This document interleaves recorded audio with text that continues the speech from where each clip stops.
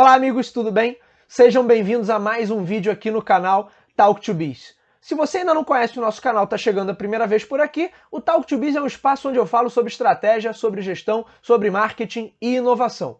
E esse é mais um vídeo da nossa série Perguntas Frequentes, onde eu respondo a perguntas que com frequência eu recebo dos alunos, seja em sala de aula, seja pelas redes sociais. No episódio de hoje, a gente responde a seguinte questão: por que algumas empresas têm um valor de mercado muito maior até do que seu próprio resultado operacional? Vamos entender um pouquinho melhor por que é que isso acontece. Vamos lá, vamos para o vídeo.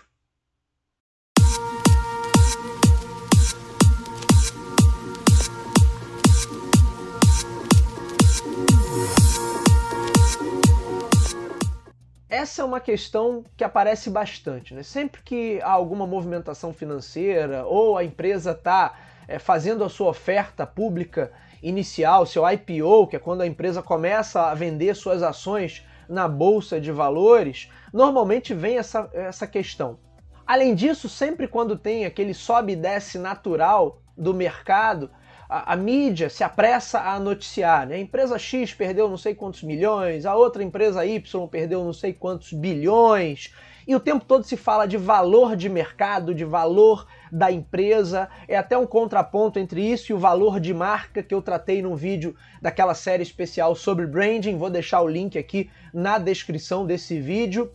E aí, de onde surge esse valor de mercado de uma empresa e por que ele pode ser muito diferente do resultado que a empresa está entregando? Um bom exemplo disso é o Nubank, que fez o seu IPO no final do ano passado, teve uma avaliação inicial de 41,4 bilhões, se tornando o banco mais valioso da América Latina. Aí uma notícia mais recente que eu peguei aqui, ele já perdeu valor de mercado, então ele já está avaliado hoje em 35,4 bilhões de dólares. E aí você pensa, bom, como é que uma empresa pode ter um determinado valor e algumas semanas depois, ou um mês e meio depois, ter um valor tão diferente? A gente viu recentemente também Facebook, teve uma notícia aqui, Meta, no caso, Facebook não, Meta, né? Meta perde 237 bilhões de dólares em valor de mercado. Enquanto isso, outras estão bombando, outras vão surfando muito bem nessa onda. Apple é a primeira a atingir 3 trilhões de dólares em valor de mercado. Notícia de janeiro de 2022, publicada pela Forbes. Vocês estão vendo aí na tela que eu estou colocando todos os prints dessas notícias. E aí, primeira coisa para a gente entender, de onde vem esse valor de mercado? Todas essas empresas que aparecem nesse noticiário de economia e finanças, elas são empresas que têm o capital aberto. Significa dizer que elas oferecem ações na bolsa de valores, seja aqui, seja em bolsas de valores internacionais, mas elas oferecem essas ações. E o que são as ações? De uma forma muito simplificada, a gente pode dizer que elas são pedacinhos da empresa, que são comercializados, que são colocados à venda justamente para que a empresa atraia mais investidores, ela consiga ter uma injeção de capital. Ou seja, quando eu vejo, se eu vou na bolsa de valores, se eu acesso o mercado de ações e vejo as ações de uma determinada empresa e resolvo comprar, eu estou me tornando acionista daquela empresa, eu estou adquirindo um pedacinho, por menor que seja, um pedacinho daquela empresa. Como esses papéis são negociados no mercado de ações, esses preços das ações, eles sofrem variações. Eu posso ter uma ação que está muito bem cotada num determinado momento, mas alguma coisa acontece, alguma notícia surge e por alguma razão as pessoas passam a não querer tanto mais as ações daquela empresa. E aí elas começam a vender. Ora, o que acontece numa dinâmica básica de negociação? Se eu tenho muitas pessoas querendo comprar um determinado ativo e poucas pessoas querendo vender, o que vai acontecendo é que o valor desse ativo vai subindo, o valor dessa ação vai subindo. Só para ilustrar, de repente uma empresa começa a ofertar suas ações por 10 dólares cada ação. Mas depois de um tempo, por conta da procura e por conta de notícias positivas, dos resultados positivos que aquela empresa está tendo, a ação já está sendo comercializada a 20, 25 dólares. Então ela se valorizou. E como cada ação representa um pedacinho da empresa, quando esse papel se valoriza, o valor de mercado da empresa também se valoriza. Por outro lado, o movimento oposto também acontece. Quando muita gente quer vender e pouca gente quer comprar, o que vai acontecendo com o preço desses papéis? Eles vão caindo, o preço vai despencando. E aí, sempre que há uma turbulência no mercado, ou a expectativa do público de maneira geral passa a não ser tão otimista em relação àquela empresa, ou surge uma notícia desfavorável, enfim, surge qualquer coisa que possa desestabilizar ou enfraquecer essa crença que os investidores têm naquele papel, eles obviamente vão correr para começar a vender, e se não tiver gente disposta a comprar, eles vão tentar vender mais barato, então o preço começa a cair. E aí aquela mesma ação que estava a $25, como no exemplo que eu dei ainda há pouco, ela daqui a pouco está sendo vendida a $8. Isso significa que o valor de mercado dessa empresa, ele também vai cair. Afinal de contas, cada ação representa uma fração ali daquela empresa. E se o valor das ações cai como um todo, o valor da empresa também cai.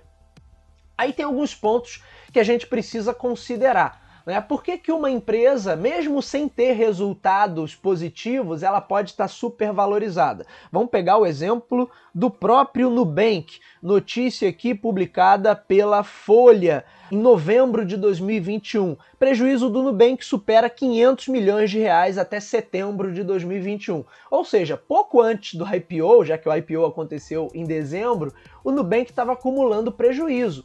Porém, ainda assim, seu IPO foi um grande sucesso, atraiu um grande número de investidores, injetou capital na companhia, tanto é que ele saiu de lá como o banco mais valorizado da América Latina. Agora, segundo notícia que foi publicada aqui pelo G1, ele já teria perdido esse status. Nubank perde 6 bilhões desde a IPO e Itaú volta a ser o banco mais valioso da América Latina. Os investidores acreditaram no Nubank, compraram o Nubank, mesmo sendo uma empresa que vinha acumulando um prejuízo ao longo do ano, e não era qualquer prejuízo, R$500 milhões. Ainda assim, o que motiva a essa valorização? É a expectativa que o mercado tem, no caso os investidores, né? Quando eu falo mercado aqui eu estou me referindo aos investidores, mas é a expectativa que esses investidores têm de que essa empresa de fato tem uma posição muito boa no mercado porque ela está fazendo um trabalho muito bom. Então na cabeça do investidor é assim, bom, hoje ela ainda não dá lucro, mas como ela é uma empresa inovadora, e aí depois a gente vai fazer outros vídeos onde eu vou falar dessa relação entre inovação e perspectiva de valor, perspectiva de ganho, mas por ela ser uma empresa muito inovadora, o investidor olha e acredita que, ok, essa empresa aqui ainda não fatura tudo que um grande banco tradicional fatura, porém, ela é sim uma empresa em que eu pretendo apostar minhas fichas, porque eu acredito que daqui mais para frente, daqui mais algum tempo, ela vai sim ser muito mais valiosa e muito mais potente que qualquer outra empresa tradicional. E é por isso que surge esse movimento de supervalorização de um negócio. Um outro exemplo que a gente pode citar disso, um exemplo recente, é a Tesla Motors, lá do Elon Musk, que é aquela empresa que faz carros elétricos de última geração. A Tesla também passa o tempo todo por esses processos de supervalorização e eventualmente desvalorização. Notícia aqui de dezembro de 2021, também pela Forbes. Tesla perde 250 bilhões de dólares em valor de mercado após reportagem sobre inquérito da SEC. E aí são problemas que a Tesla está enfrentando lá em território norte-americano, mas como é uma notícia desfavorável, o investidor olha e fala assim, bom, talvez esse negócio não esteja tão sólido quanto eu estava esperando. E aí ele começa a tirar dinheiro, ele começa a vender as ações, e aí você tem essa mudança abrupta no valor de mercado da empresa. Só para você ter uma ideia, essas empresas hoje são muito bem avaliadas. E como elas também têm um valor de mercado, no meu entender, bastante inflado, e a gente não pode esquecer que toda essa movimentação de compra e venda de ações, ela tem um público que tem muito interesse nisso. Quem é esse público? São os especuladores, a galera que está ali tentando fazer o seu primeiro milhão o mais rápido possível. Sempre que tem esses movimentos de mercado, possivelmente esses grandes grupos de especulação, eles forçam um pouquinho a barra, tanto para baixo quanto para cima, porque é aí que eles ganham. Justamente quando eles conseguem comprar na baixa e depois vender as ações na alta, é que eles fazem muito dinheiro. E ainda para complementar o exemplo da Tesla, ela vale muito mais que as montadoras tradicionais em valor de mercado, apesar de vender muito menos carro. Então vamos trazer aqui um dado de 2020 sobre a venda de veículos elétricos da Tesla. Vamos comparar aqui rapidamente. Essa notícia aqui, esses números aqui que eu tenho, na verdade, são do início do ano passado, início de 2021. Mas o valor de mercado da Tesla estava, naquela época, em 805 bilhões de dólares, contra 39 bilhões apenas da Ford. Olha, a diferença é grotesca.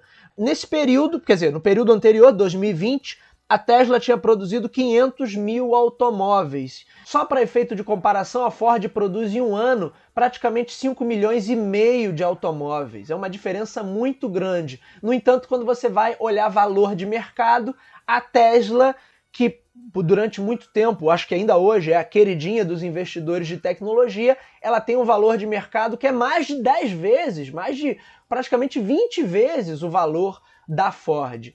E aí, de novo, por que isso acontece? É por causa da expectativa, por causa da expectativa dos investidores, a fé que eles têm de que essa empresa vai reformular esse mercado, vai remoldar esse mercado e vai dominá-lo é muito grande.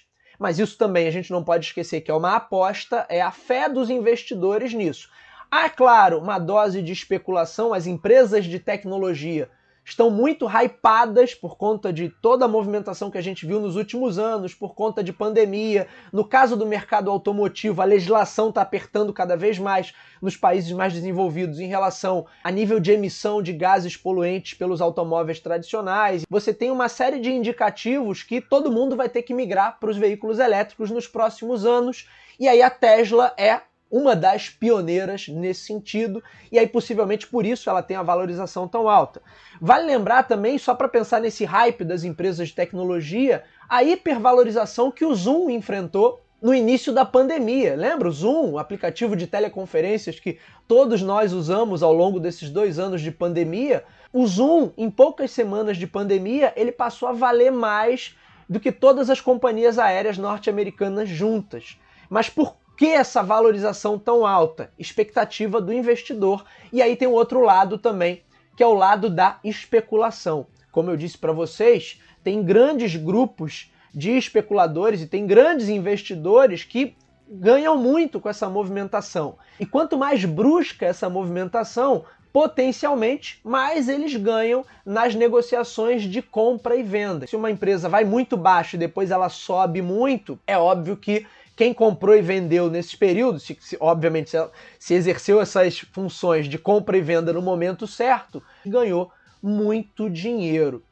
Vejam que o valor de mercado de uma empresa não necessariamente está linkado com o seu resultado operacional, isso é verdade. Empresas que estão muito na moda, que estão muito no hype, onde a galera deposita muita fé e confiança, elas vão ter um valor de mercado que vai refletir isso também, mas a gente tem que ter uma certa cautela e entender que quando uma empresa ela tem um valor de mercado que não reflete exatamente o seu resultado operacional, eu tenho que entender que aquele valor de mercado ali pode ser sim uma espécie de bolha. Na maioria das vezes é.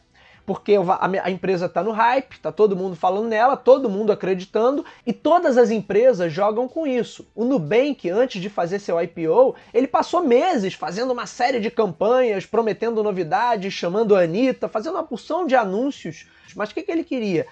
Estar o máximo possível na mídia, envolver ao máximo a possibilidade dos investidores olharem para ele como uma opção extremamente atraente, extremamente viável e para ganhar esse efeito. Ok, voltando à questão do resultado operacional. Se eu tenho uma empresa que está com um valor inflado por conta desse hype ou por conta de qualquer situação específica, como foi o caso do Zoom em relação ao início da pandemia, eu tenho que entender também que esse valor de mercado pode despencar, sim, de uma hora para outra, tão logo os humores ou as expectativas de boa parte dos investidores ou de uma pequena parcela deles, mas que são muito influentes, se essa galera muda de perspectiva e começa a mudar a postura em relação àqueles papéis. Isso vai ter uma reação em cadeia, um efeito em cadeia para todo o mercado. É por isso, meus amigos, que em algumas situações a empresa tem um valor sim muito grande, um valor de mercado muito grande, mas isso não é um reflexo do próprio resultado que a empresa gera, o que é uma loucura. Mas o mercado também é movimentado por meio dessa expectativa. Eu tenho sim os crédulos que estão ali porque acreditam nessa expectativa que a empresa de fato vai ser a nova referência daqui a um futuro próximo, e eu tenho também um grande grupo de especuladores, é um grupo que está ali tentando fazer dinheiro o mais rápido possível. E de certa maneira, não o investidor individual, o pequeno investidor, eu ou você, mas os grandes investidores e os grandes grupos de investimento, quando eles fazem uma movimentação, eles influenciam sim o restante do mercado. Se um grande investidor começa a se livrar de ações de uma determinada companhia, é bem possível que isso contamine o mercado, entre aspas, e outros investidores e outros grupos comecem a ter uma atitude semelhante.